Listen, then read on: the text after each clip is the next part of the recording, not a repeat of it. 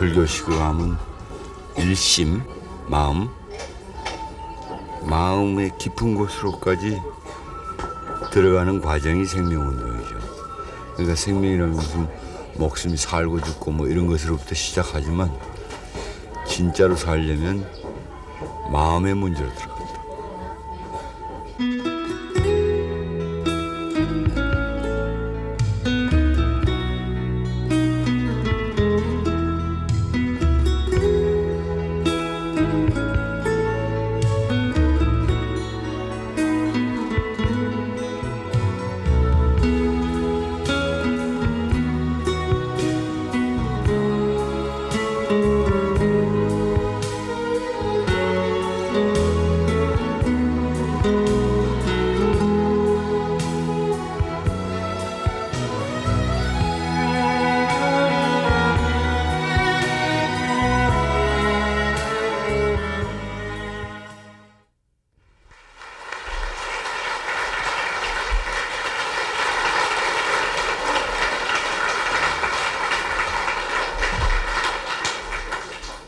안녕하십니까. 김지아입니다. 저는 시를 쓰는 사람입니다. 저는 불교 신자는 아닙니다. 어떤 종교도 가지고 있지 않습니다. 그러나 시를 쓰는 사람이기 때문에 불교하고는 인연이 있습니다. 조금 우스운 소리 같지만 시는 말씀은 변의 절사자입니다. 말로 부처님을 모신다는 뜻도 되고 말로 절을 짓는다는 뜻도 됩니다. 그래서 시를 쓴다는 것이 불교와 인연이 있지 않느냐 생각합니다. 아마도 시인으로서 불교에 대해서 여러분들에 대해서 주문이 있다는 얘기지 여러분을 가르칠 수 있다고 생각은 하지 않습니다. 제가 아까 안녕하십니까 그랬는데 안녕이라는 것은 마음이 편안하고 몸이 건강하고 사는 게 괜찮으냐는 뜻입니다. 어떻습니까? 마음 편안하고 몸 건강하고 사는 게 괜찮은지 어떤지요? 마음 편안하고 몸 건강하고 세상살이를 잘 산다는 것은 우선 인간이 자기 내면에 자기 자신의 내면적 삶을 잘 살고 자기 가족의 부모, 형제, 자기 자식들과 화목하고 사회 이웃 사람들과 다 친하게 서로 도우면서 잘 살고 뿐만 아니라 풀이나 나무나 산이나 냇물, 바다, 하늘, 공기, 티끌, 흙, 돌멩이하고도 서로 때려 부시거나 없애거나 죽이거나 하지 않고 서로 존중하면서 잘 살고 또 나가면 인간이 만드는 기계들, 도구들, 무슨 컴퓨터 같은 거, 또 인간이 지은 건물들, 길, 자동차 이런 것들하고도 서로 공생, 서로 더불어서 서로 이렇게 대립하거나 서로 불편하지 않게 같이 어울려 살 수 있을 때 더 나가면 다른 민족들, 더 나가는 다른 국가들 이렇게 해서 어울려서 서로 화해롭게 살 때만 진짜 잘 사는 겁니다. 자기 자신이 마음이 편안하다고 해도 이웃집 사람이 극도로 불행하고 또 풀이나 나무가 죽어가고 냇물이 썩어가고 공기가 오염되고 산성비가 내리고 그리고 물건들, 기계들 하고 뭔가 불편하고 또는 기계가 너무 많아가지고 사람이 어찌할 줄 모르고 이런 상태가 되면은 잘 산다고 할 수가 없습니다. 여러분 요즘 돌아다니는 농담 있죠. 50대 남자 중에 겁없는 남자가 누구냐. 뭐. 나도 듣고 한참 웃었습니다만. 마누라한테 말대꾸 하는 남자. 50대 여자 중에 집에서 전화만 받고 앉아있는 사람은 어떤 사람이냐. 돈 없고 얼굴 못생긴 여자. 이게 무슨 뜻이냐. 남자는 집 안에 들어가서 꼼짝 못하고 여자는 밖으로만 나돌고. 물론 그렇다고 해서 남자가 큰 소리 치고 패고 여자는 집 안에만 죽치고 앉아있어야 올바르다는 얘기는 전혀 아닙니다. 여자도 나가고 남자도 좀 여자한테 잘해야죠. 그러나 말대꾸도 못하는 상태, 또 여자는 밖으로만 놔두는 상태, 이게 좋은 걸까요? 절대 좋지 않습니다. 뭔가 남녀 평등이 제대로 된 게 아니라 뭐 잘못되고 있어요. 자식 간의 관계는 어떻습니까? 이건 뭐 말할 수 없습니다. 얼마 전 14살 먹은 중학생이 자기 어머니를 야구방망이로 때려 죽였습니다. 이건 끔찍한 얘기인데, 또 돈 때문에 자기 아버지 죽인 대학 교수도 있습니다.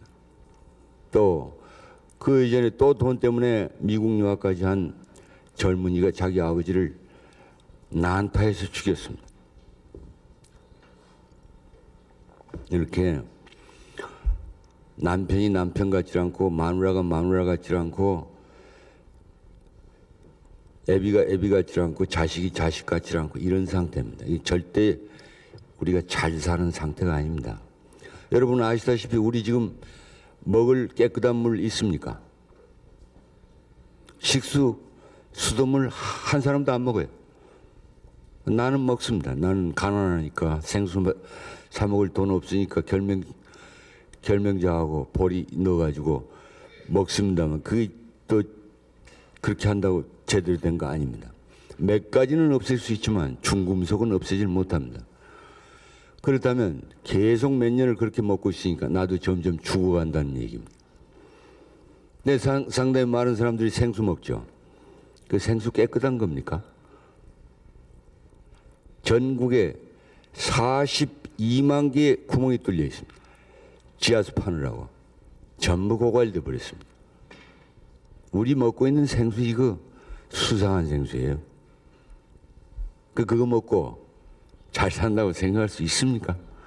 우리 숨 쉬는 공기, 이산화탄소, 메탄가스로 전부 오염되어 있습니다. 또 1년 내내 강산성비가 내립니다. 산성비. 또 산과 냇물 전부 오염되고 파괴되고 도로를 사방으로 뚫어가지고 동식물들, 다람쥐, 토끼 이런 것들 왔다 갔다 못합니다. 전부 뚫어가지고. 그래서 멸종돼 갑니다. 동물도 식물도 다 마음을 가진 생명체입니다. 마음을 가진 생명체이기 때문에 그 나름의 질서가 있는데 인간들이 개발을 한다고 전부 때려부시고 깎아내고 러브호텔 짓고 공장 짓고 골프장 만들고 스키장 만들고 이래가지고 몽땅 엉망진창으로 만들었습니다. 흙 전부 화학비료 줘가지고 오염돼서 산성화돼가지고 죽어갑니다. 바다 전부 오염됐습니다. 하늘 오염됐습니다. 오존층 뚫려서 자외선 이제 막 쏟아지기 시작합니다. 지구 온실 효과라고 그러죠. 이산화탄소 배출량이 너무 많아가지고 지구가 근처 대기가 점점 뜨거워집니다. 작년 끔찍했죠. 얼마나 더웠습니까? 한심한 얘기입니다. 우리가 잘 산다고 볼 수 있느냐. 또 젊은 사람들이 특히 그렇습니다만은 컴퓨터, 뭐 멀티미디어, 뭐 시뮬레이션 뭐 이래가지고 이 기계들이 엄청나게 발달되어 있습니다. 이것은 우리가 제정신만 가진다면 잘 이용할 수 있는 겁니다만은 마음이 풍성하지 못하고 제대로 자기 자신의 소위 우리가 여러분 잘 아시다시피 자기 안에 있는 깊은 부처님 성품을 깨닫지 못한 상태에서 기계에 둘러싸여서 기계를 늘 이용하기 때문에 기계의 질서에 말려듭니다. 흉악한 얘기입니다만 미국에서는 성교까지도 컴퓨터로 합니다. 소위 사이버 문화라고 그래서 이거 참 큰 문제입니다. 이렇게 기계에게 끌려다니는 것이 절대로 기계하고 인간이 제대로 사는 길이 아닙니다. 그렇다면 우리가 잘 산다고 할 수 있느냐? 문제입니다. 밥도 먹고 돈도 생기고 참 편안해졌습니다. 그런데 인간이 자기 자신이 뭔지도 모르고 부모 자식 간에 엉망진창이고 서로 때려 죽이고 이웃 간에는 불목하고 서로 경쟁하고 서로 시기하고 질투하고 서로 거꾸로 들이지 않으면 자기가 출세를 못한 형편이고 경쟁, 이 사회 윤리로 됐습니다. 원래는 서로 상부상조하면서 살아야 되는 것이 본질인데 경쟁이 사회 질서로 됐습니다. 자연 파괴합니다. 마실 물 없습니다. 숨 쉴 공기 없습니다. 밥 옛날 보릿고개 생각하면 지금 먹는 게 참 감지덕지하죠. 여러분 어르신들 많은데 옛날 보릿고개 저도 겪었습니다. 그때 비하면 참 지금 밥은 많이 먹습니다만 그놈의 밥에 중금속이 들어서 밥은 많이 먹는데 그놈의 독약을 먹고 있다는 얘기입니다. 이게 참 문제 아닙니까? 그렇다면 잘 사는 게 아닙니다. 이 원인이 어디 있느냐? 근본적으로 나라는 생각, 여러분 아상이라고 그러죠. 나는 따로 있다는 생각, 내가 중심이라는 생각, 내 이익을 중심으로 해서 살아간다는 생각, 그것이 당연하다는 것, 그것이 원인입니다. 그리고 세상과 삼라만상을 잘못 봅니다. 죽은 물건으로 생각해요. 돌멩이도 풀, 나무, 짐승, 새, 흙 한 줌까지도 그 안에는 마음이 있고 생명이 있다고 부처님은 가르칩니다. 그렇기 때문에 제가 부처님을 신자는 아니지만 언제나 존경하고 불교를 이 인류 역사에서는 으뜸가는 진리라고 늘 생각하면서 살아왔습니다. 그런데 그것을 죽은 물건으로 잘못 봅니다. 그러니까 때려부시고 함부로 합니다. 또 남을 똘똘 하나의 알맹이처럼 따로 떨어져 있는 그런 존재로 봅니다. 나하고 대립적인 존재로 항상 생각합니다. 그러니까 싸우고 경쟁합니다. 모든 것이 그렇습니다. 이게 잘못 보는 겁니다. 이것은 주로 서양의 16세기, 17세기 이래의 서양 사상, 근대주의, 근대 기계적 세계관, 기계적 우주관, 입자, 모든 것을 따로따로 독립된 물건으로 보는 그런 관점, 생산력, 모든 것이 생산력이 가장 높아야 된다. 경제가 제일이다. 그것이 나쁘다는 얘기가 아닙니다. 그러나 거기에 꼭 필요한, 꼭 병행돼야 될 것이 있는데 마음과 정신의 풍요가 생명을 존중하는 마음이 반드시 있어야 되는데 이것이 결핍되어 있습니다. 그리고 그 서양의 사상이나 생각들이 지난 100년 이래 전 세계 그리고 우리나라에 들어와서 교육도 그렇게 모든 문화가 세상 사는 게 그것 중심으로 되어버렸습니다. 그래서 우리가 자기도 모르는 사이 전부 그렇게 생각합니다. 바로 여기에 문제가 있는 것입니다. 그래서 모두 죽이고 이렇게 모든 생명체를 함부로 하고 남을 우습게 여기고 깔보고 경쟁 상대로 생각하고 자기 자신은 텅 비어서 결국은 기업체 사장이라는 사람이 그 돈 많은 사람이 와서 나한테 인생이 뭐냐고 묻습니다. 이런 꼴이 되어버렸습니다. 그럼 이건 누가 어떻게 할 것이냐? 저는 생명운동이라는 것을 15년 전부터 시작을 했습니다만 이거 본격적으로 할 사람들은 여러분들입니다. 제가 알기로 불교는 철저히 생명의 가르침이요, 생명의 진리로 가득 차 있습니다. 그것이 핵심입니다. 열반경, 화엄경 모두 그렇고 금강경이나 능가경, 능엄경 전부 그렇습니다. 그런데 여러분들이 생명운동 안 합니다.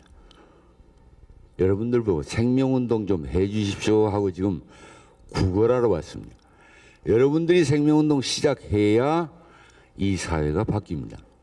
왜냐하면 1000여만이 넘는 불교 인구, 훌륭한 스님들, 그보다 더 탁월한 부처님 가르침을 여러분들이 갖고 있기 때문입니다. 그것을 현대의 조건에 맞게 요즘 말로 바꾸면서 밀고 나오면 이 세상 틀림없이 바꿔집니다. 우리나라만 아니라 전 인류를 구원할 수 있습니다. 이거 좀 해주십시오 하는 겁니다. 부처님 어떤 분입니까? 제 나름대로 생각하겠습니다.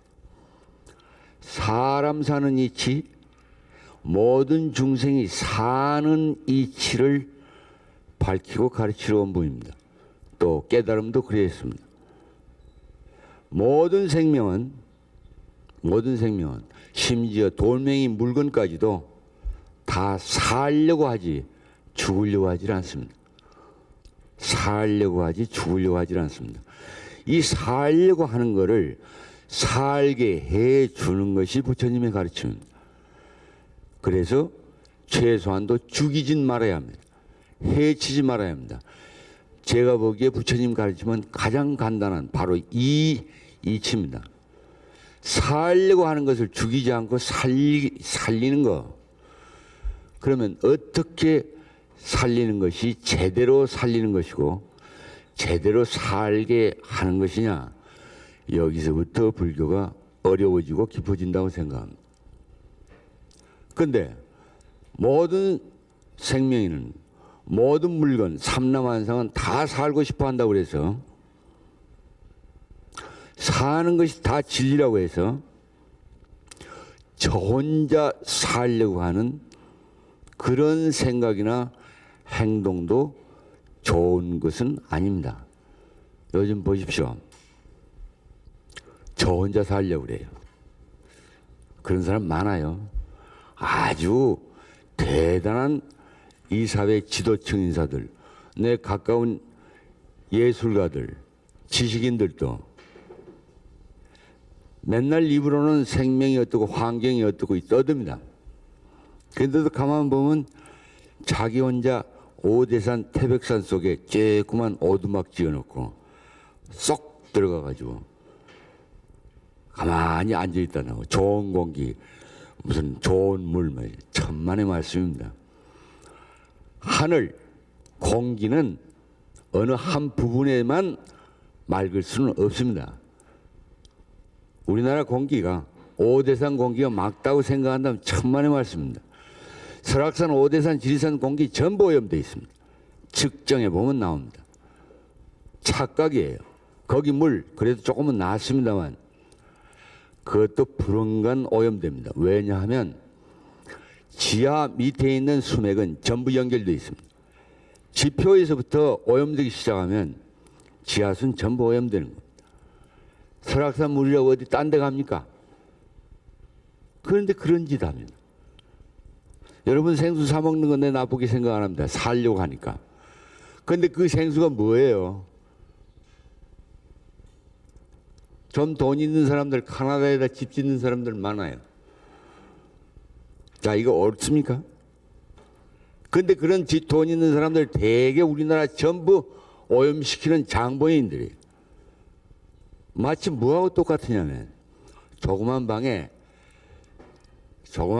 운목, 중간, 아랫목까지 전부 똥 싸놓고 그 치울 생각은 안 하고 아랫목에 조금 빈 데 앉아서 코 막고 눈 막고 앉아있는 거하고 똑같아. 전부 더럽혀 놓고 거기서 저 혼자 살겠다고 합니다. 이건 못 씁니다. 이건 아상입니다. 그래서 아상은 버리라고 자꾸 하지 않습니까? 절집에서. 그건 옳습니다. 우선 옳습니다.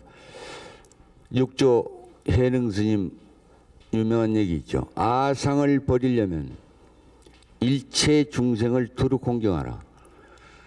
아상을 버리기 위해서는 일체 중생을 두루 공경해야 되는데 바로 이렇게 두루 일체 중생, 일체 목숨 가진 거, 목숨 없는 것처럼 보이더라도 티끌 안에도 시방이 있고 우주가 있고 마음이 있다면 생명이 있는 겁니다.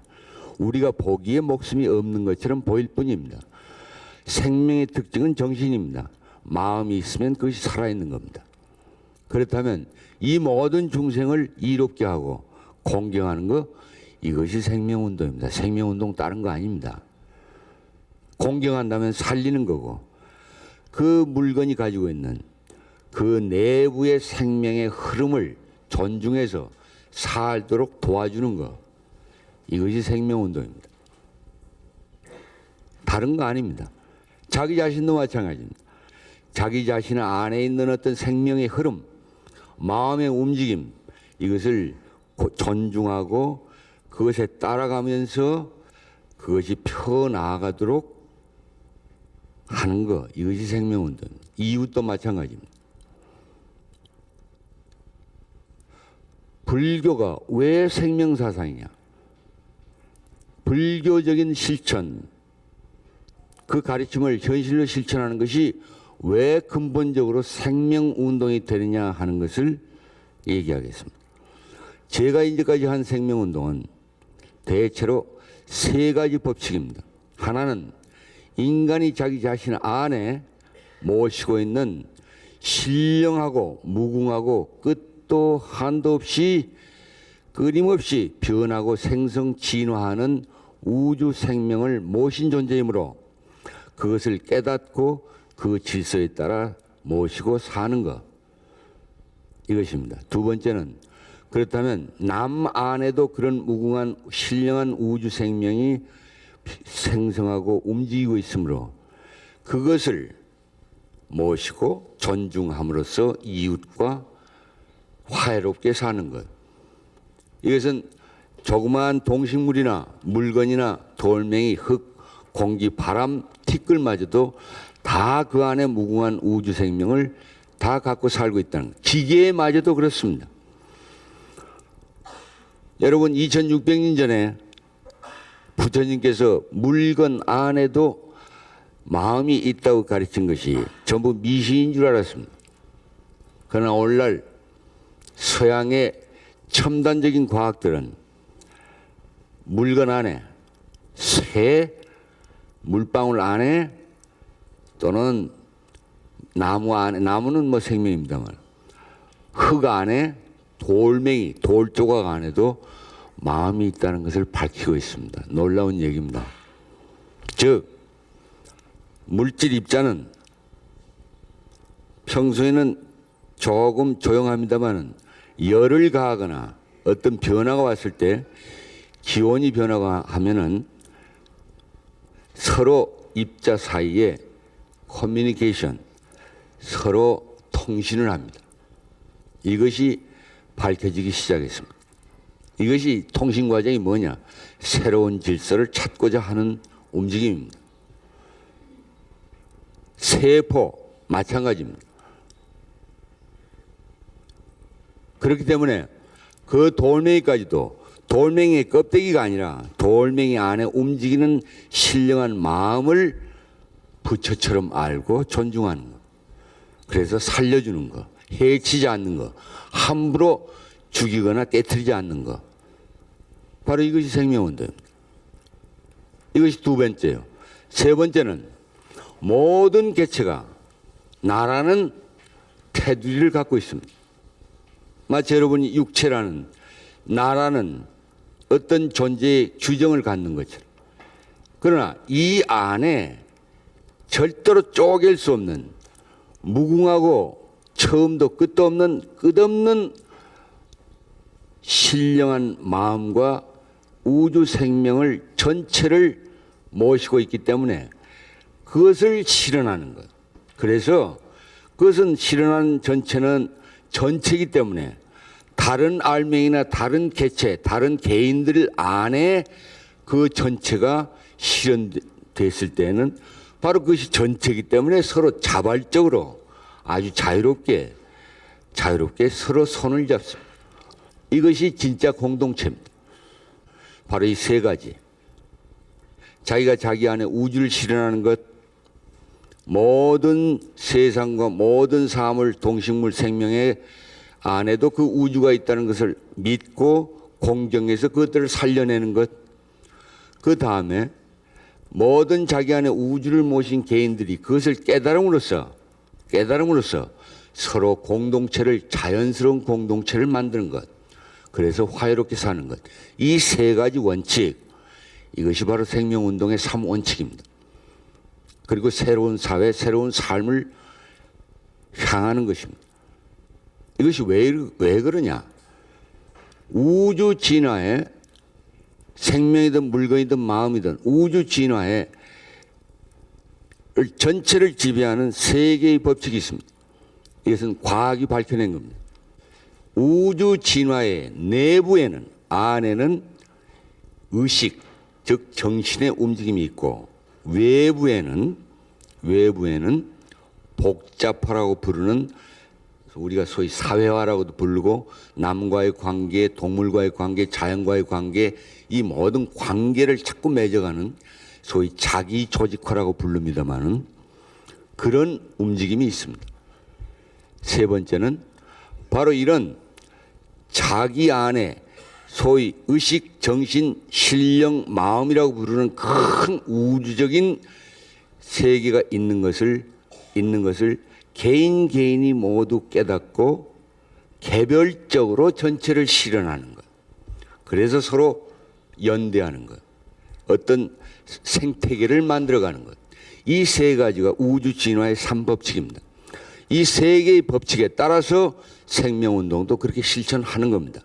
그런데 바로 이런 점에서 본다면 불교야말로 생명사상이요, 생명운동이요, 우주 진화의 가장 깊은 진리를 2600년 전부터 이미 가르치고 있다는 점입니다. 그것이 뭐냐?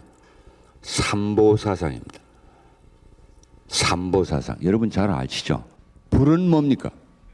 깨달은 자. 자기 안에 화엄경에서 얘기하는 것 같은 큰 무량세기가 연기법적으로 한순간도 쉬지 않고 끊임없이 변화하고 진화하고 순환하고 윤회하고 있다는 것을 깨닫는 것이 불입니다. 부처. 어때요? 처음 얘기하고 같죠? 두 번째, 법은 뭡니까? 바로 이 깨달음이 흐르는 것을 말합니다. 법은 흐른다는 뜻입니다. 물처럼. 어디로? 남에게로. 또 동식물, 다람쥐 새에게로. 또 새로부터는 나에게로. 이웃에게서 나에게로. 돌멩이에게로, 물건에게로, 기계에게로 흐르는 것입니다. 흐르면 어떻게 됩니까? 자기가 깨달은 것은 무량세계이니까, 무량세계는 하나라는 거니까, 마음은 하나라는 거니까, 죽지도 않고 깨지지도 않는 하나니까 자연히 그것을 존중하게 되고 친하게 되는 겁니다. 이렇게 해서 화해되는 겁니다. 이것이 법입니다. 성은 뭡니까? 절이죠. 절은 절집이 아니죠. 중들의 공동체 아닙니까? 중들의 공동체는 뭡니까? 깨달은 자의 공동체입니다. 즉 자기 안에 부처, 큰 무량세계, 화엄세계가 있고 변화하고 있다는 것을 깨달은 사람들끼리 자연스럽게 모인 공동체를 절이라고 합니다. 어때요? 이 아까 얘기한 생명운동의 3법칙이 그대로 들어맞죠? 그래서 저는 아주 오래전에 감옥에 섭니다마는 불교가 이 일을 해야겠구나. 그런데 그 뒤에 많은 스님들 만나봤습니다만 너무 바빠가지고 또 자기가 그 엄청난 보험을 갖고 있는 걸 잘 모르는 스님들도 있어요. 왜 그러냐? 스님들이 현실을 잘 몰라서 그래요. 지금 현실적으로 우리가 사는 게, 중생들이 사는 게 뭘 요구하고 있는지를 아직 정확히 깨닫지 못하면. 그러나 또 훌륭한 스님들은 다 알아요. 근데 그보다 급한 게 지금 절집 개혁하는 것이다 이거죠. 근데 며칠 전에 저 총무원에 있는 몇 분 스님들 만나가지고 이제 하겠다. 당신 나와서 그 강연 좀 해달라. 그래, 좋습니다. 나 아무것도 모르지만 스님들이 나오는 게 본격화되는 거니까 나는 그저 길 닦는 사람이니까, 스님들 나오도록 길 닦는 사람이니까 그래 승가대학에 가서 9월에 한마디 하지요. 돌아가면서 매우 기뻤습니다. 이제 뭐 좀 세상 달라지는구나. 스님들 전부 조계종 이제 개혁도 했고 조금 껍데기는 잡혔죠. 이제 내용에서부터 밀고 나오면 기독교 안 할 수 없습니다. 가톨릭 안 하지 못합니다. 이제 따라서 합니다. 그러면 무신론자도 합니다. 세상의 유행이란 건 그렇게 무섭습니다. 불교가 하기 시작하면 달라져요. 근데 기분이 아주 좋았습니다.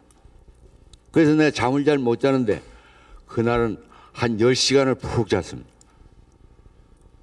그러면 요거 조금만 더 생각해 봅시다. 자기 안에 무량세계, 화엄세계, 큰 우주, 깊은 마음, 이거 자기 가지고 있고 모시고 있고 이걸 깨달으면 부처가 된다는 이 얘기는 구체적으로 무엇이냐. 제가 좋아하는 역대 스님 가운데 제일 좋아하는 분은 뭐 여러분도 그러시겠지만 원효 스님입니다만, 대승기실론에 제기하고 있는 열애장 사상, 부처 씨 가지고 있다는 거 아닙니까? 내 안에 부처 성품, 불성. 근데 사실 인간만 가진 거 아니죠. 부처 성품. 모든 사물도 돌멩이도 티끌도 다 가지고 있죠. 내가 가졌으면 이웃도 가지고 있죠. 근데 이 열애장이 뭐냐? 쉬운 뭐 뻔한 얘기입니다만, 열애장은 팔식이라고 부르죠. 70 밑에 팔식. 팔식은 생멸시이면서 진여심, 불생불멸하고 미치지 않은 데가 없고 법계 일상이고 우주 그 자체고 환한 열의 그 자체고 진여 자체입니다마는 동시에 그것은 움직이고 낳고 죽고 합니다. 조금 역설적입니다. 이것이 팔식이요 열애장입니다. 낳고 죽고 생멸한다는 게 뭐냐? 여러분은 생명 따로 있고 마음 따로 있다고 생각하기 쉽습니다. 그러나 생명이 이렇게 나가고 저렇게 나가고 낳고 죽고 하는 건 전부 마음작용입니다. 그래서 일체유심조라고 하죠. 삼라만상은 모두 마음이, 그 삼라만상 안에 있는 마음의 움직임입니다. 마음 따로 있고 물건 따로 있고 생명 따로 있는 거 아닙니다. 요 점이 매우 중요합니다.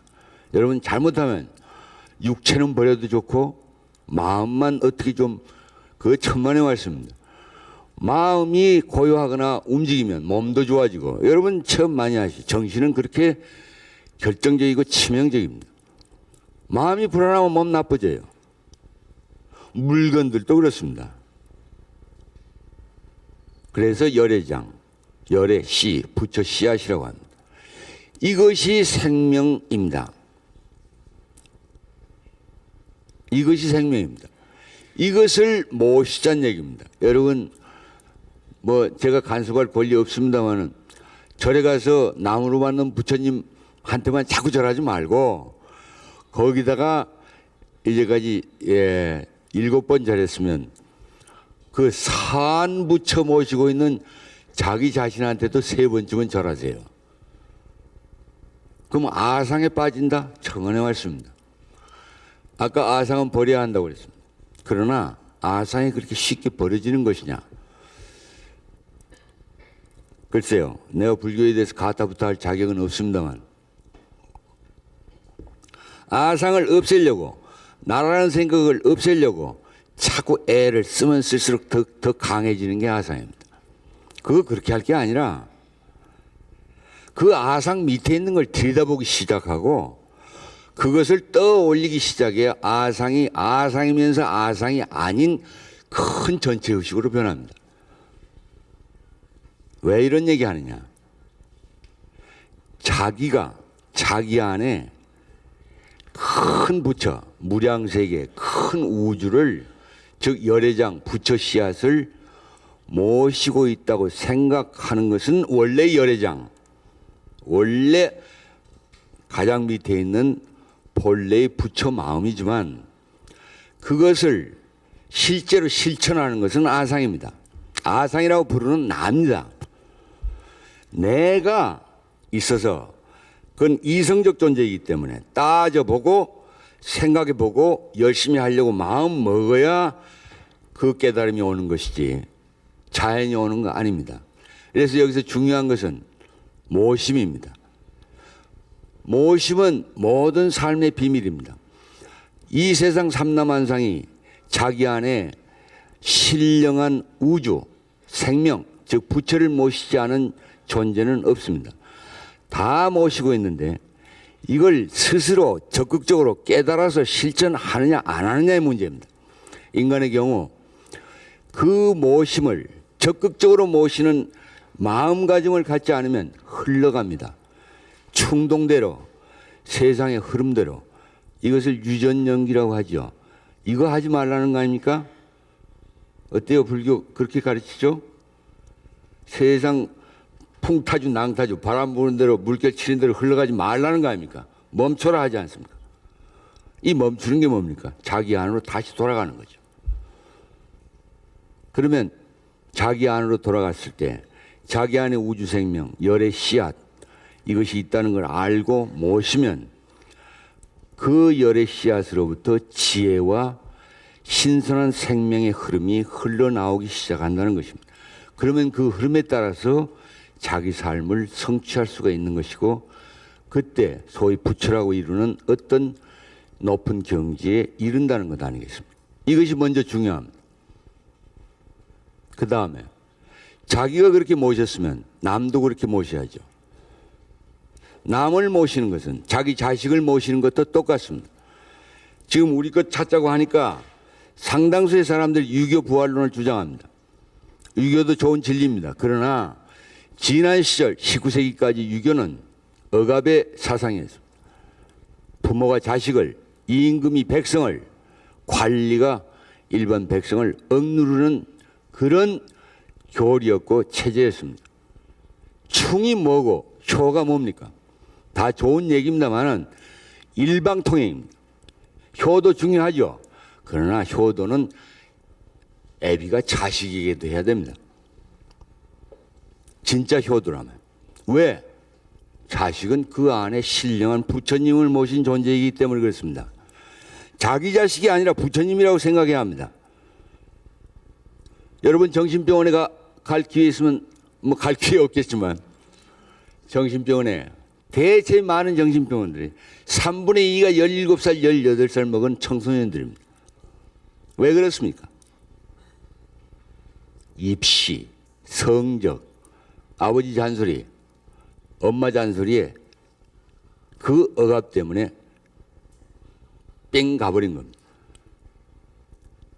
입시, 성적, 피아노 학원, 컴퓨터 학원, 영어 학원 들들 볶아요. 들들 볶아. 그런데 거기다 또 효도하라고요. 거기다가 또 효도라.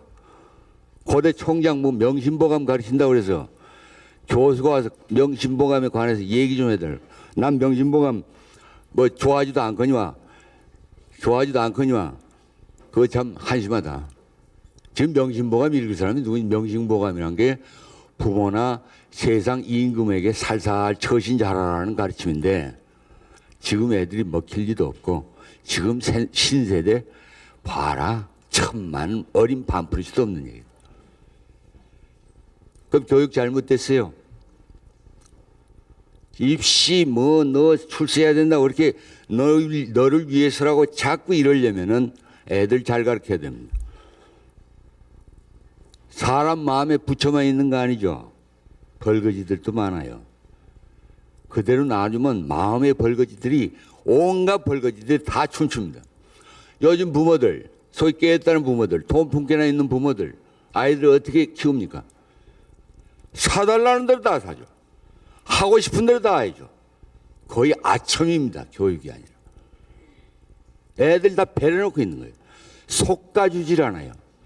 옛날 농사꾼들 벼 어떻게 키웁니까? 벌거지 배추 어떻게 키웁니까?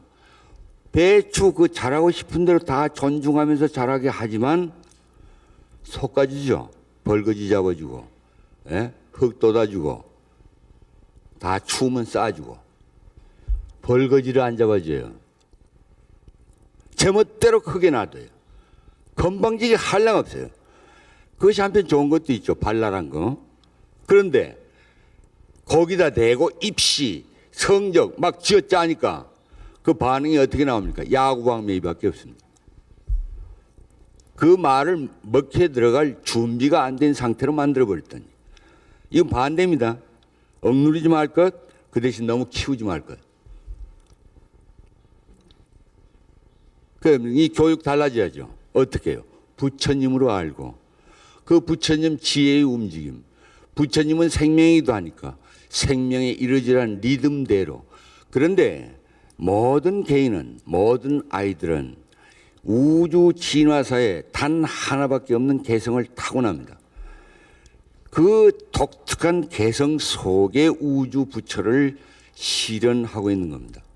그러니까 모두가 똑같은 거지만 똑같지만 전부 다릅니다.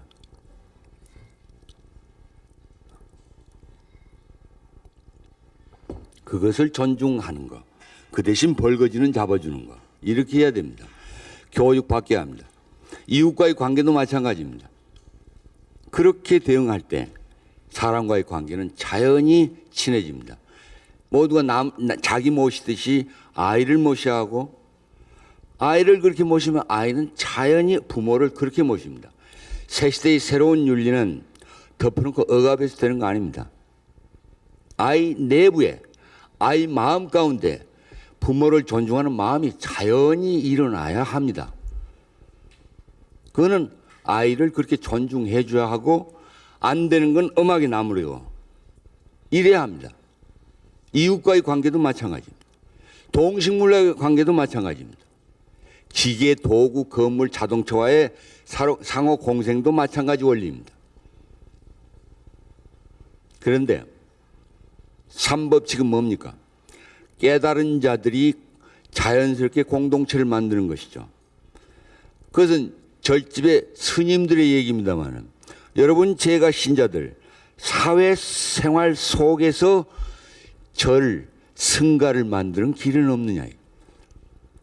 절은 여러분들의 활동의 모범입니다. 그 모범에 따라서 사회에서도 절을 지어야 합니다. 어떻게 짓습니까? 개성화, 모든 개인이 자기 개성적인 독특한 우주를 실현할 것. 여기서 창의력이 나오고 자발적 협동심이 나오는 겁니다. 이런 개성적인 인간들끼리 자그마하게 조금 더 크게 또는 자기 고향에서 또는 서울에서도 조그만 소공동체 서로 뜻맞는 사람들끼리 아기자기하게 살 수 있는 새 사회 만들어 가야 합니다. 이것이 사회생활 속에서 세속 속에서 절집 흉내내는 거죠. 어때요? 그런가 안 그런가요? 네. 그러면 정리해 봅시다. 자기 자신 안에 있는 부처를 모시고 적극적으로 모시고 아주 진지하게 모시고 조심스럽게 모시고 또 모신다는 건 배우는 겁니다. 자기 안에 들려오는 소리에 귀를 기우는 것.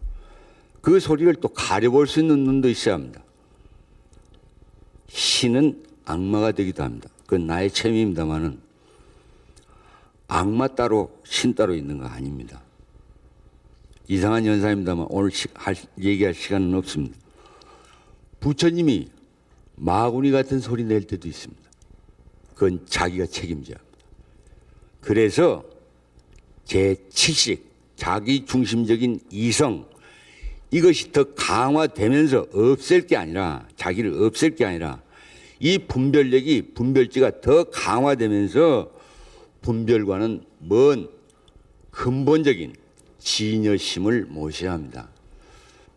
마지막으로 이렇게 각비하는 것이 바로 유전연기, 흐르는 것을 거꾸로 돌려서 환멸연기, 즉 초발 정진이 시작되는 거라고 난 이해합니다. 이것이 생명운동에서 가장 중요한 각비, 잘못된 것을 깨닫는 것. 깨달으면 어떻게 되느냐? 잠깐의 틈이 있고 그 다음에 그것과 반대되는 좋은 생각이 일어납니다. 이것이 각입니다. 그런 것이 자꾸 반복될 때 자기 안에서 부처님에게 말하게 합니다. 자기 잘못을 분명히 인정하고 인식하고 그 원인을 찾아 들어가게 되면 그때 그와 반대되는 말을 자기 안에 있는 부처님이 하기 시작한다는 얘기입니다. 이게 각비 참의 이치인 것 같습니다. 그런데 이게 잠깐이라고 그랬죠. 7식이 8식을 모십니다마는 자기 중심적인 의식이 진여심, 우주심을 모십니다마는 7식에서 8식으로 가는 중간에 묘한 영역이 있습니다. 이것을 심리학에서는 중간 의식이라고도 부릅니다. 이것은 묘한 상태입니다. 낮도 아니고 밤도 아니고 뿌려면서도 훤한 듯하고 쓸쓸하고 이게 어떤 상태에서 오느냐면 누구하고 연애 실컷 하다가 탁 헤어진 뒤입니다.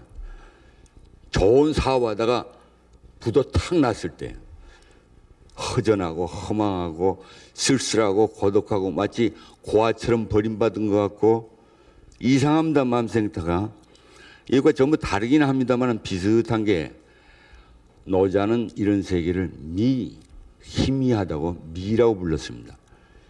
컴컴한 낮과 밤이 교차되는 노을, 낮과 밤이 교차되는 새벽 이런 거 있죠. 이런 상태가 의식에 있습니다. 이게 이것을 소산직이라고도 부릅니다. 엉성하고 흩어진 것 같은 거, 틈이 많은 거. 저는 그것을 틈이라고 부릅니다만은 이것이 특히 많이 나타나는 것, 이 의식의 층이 나타나는 것이 예술가들입니다. 그리고 여러분들도 삶을 살다가 뭔가 잘못 살았다고 느꼈을 때 소위 서양 사람들은 그것을 실존적 자각이라고 부릅니다만은 내가 뭔가 잘못 살았구나. 인생은 이런 게 아니구나. 깨달을 때 오는 쓸쓸함입니다. 이것은 매우 중요합니다. 매우 중요합니다. 이것은 특히 예술을 통해서 나타납니다. 진지한 예술은 대개 이것과 관계 있습니다. 그래서 여러분 모심 운동 무엇을 모신다고 말하지 마십시오.